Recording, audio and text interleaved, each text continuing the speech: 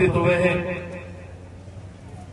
ये सही है कि राजस्थान के अंदर पानी का संरक्षण हमारी आवश्यकता भी है और प्रकृति की मांग भी है।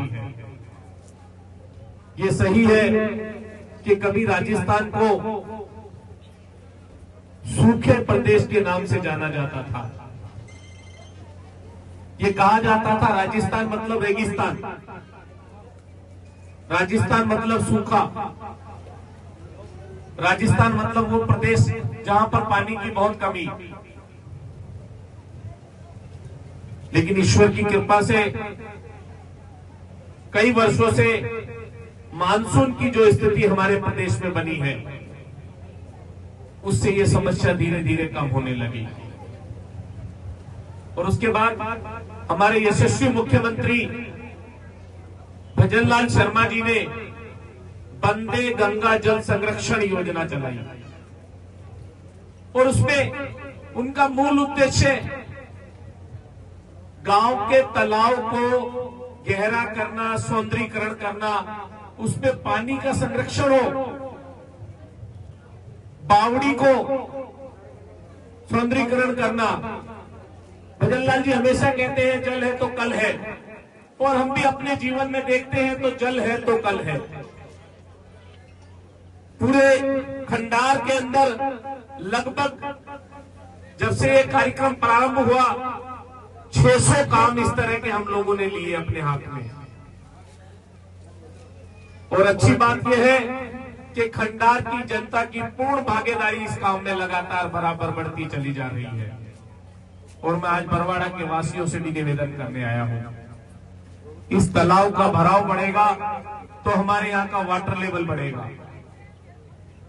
हमको सबको ही अपने गांव में जहां भी तालाब हो, वाटर रिसोर्सेज के जो सोर्सेज हमारे पास है, उन सभी को संभालना चाहिए और ये तय करना चाहिए कि पानी कहीं भी व्यर्थ ना जाए, क्योंकि इस पानी से ही हमारा जीवन चलने वाला है।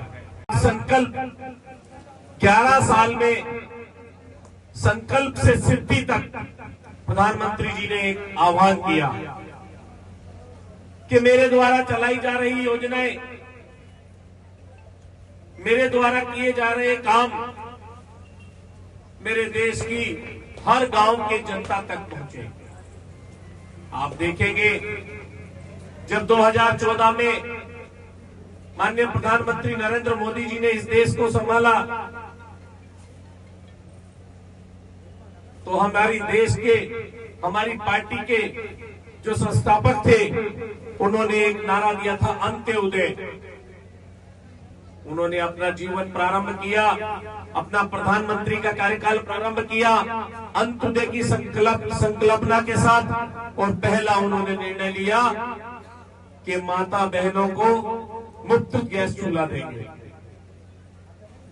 फिर उन्होंने सोचा मेरी माता बहनों को बड़ी पीड़ा होती थी पुराने समय में, उन्होंने घर घर में शौचालय बनाने का संकल्प लिया। ये अंत्योदय की बात करने वाला व्यक्ति सोच सकता है, पहले प्रधानमंत्री योजना में पीएम आवास बनते थे तो मात्र उसमें 46,000 रुपए दिए जाते थे। उन्होंने देखा कि 46,000 में तो कोई किचन भी नहीं बना सकता, उसको बढ़ाकर 1.5 लाख रुपए किया, जिससे कि हमारे देश में, प्रदेश में, पूरे देश में 4 करोड़ से ज्यादा लोगों को पीएम आवास देने का हम लोगों ने काम किया। ये बात मैं आपसे इसलिए कह रहा हूं कि पहला कार्यकाल प्रधानमंत्री जी का अंत्योदय में गया कि लोगों की मूलभूत सुविधाओं को पूरा करने का काम करें। फिर उसके बाद उन्होंने जब दूसरा कार्यकाल हम लोगों ने उनको दिया, जो कार्यकाल 19 से प्रारंभ हुआ, तो भारतीय जनता पार्टी ने जो सपने देखे थे, जो संकल्प किए थे, उनको पूरा करने में लगे। चाहे वो राम मंदिर की बात हो तो उसे बनाकर पूरा किया, 370 हटाने की बात हो, सीए लागू करने की बात हो, 3 तलाक लागू करने की बात हो, ये सब चीजें देश के विकास के लिए उन्होंने निर्णय लिए। मैं तो इतना निवेदन आप लोगों से